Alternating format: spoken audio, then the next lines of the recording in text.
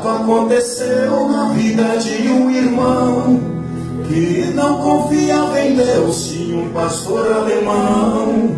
O seu cachorro de raça era de estimação. Além disso, ele tinha para sua proteção um revólver 38 com bastante munição.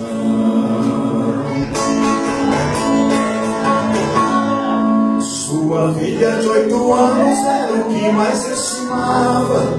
Parecia uma boneca, todo mundo admirava. Sempre quando ia pra igreja sozinha, a filha ficava.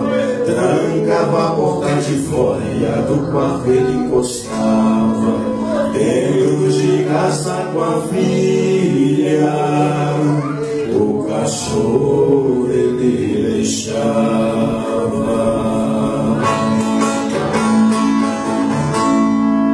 No cachorro ensinado ele tinha confiança, porque foi domesticado e gostava de criança.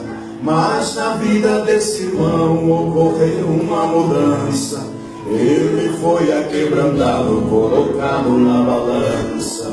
Deus provou a sua fé e sua perseverança. Certa noite após o culto em casa, o irmão chegou. Teve uma surpresa triste, seu coração disparou.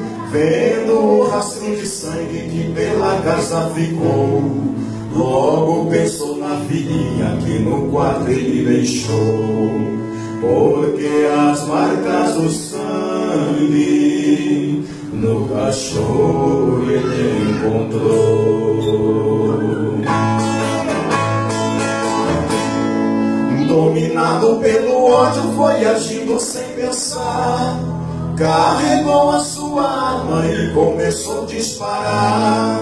O cachorro assustado olhava no seu olhar, morrendo ensanguentado por não poder explicar o que tinha acontecido ali naquele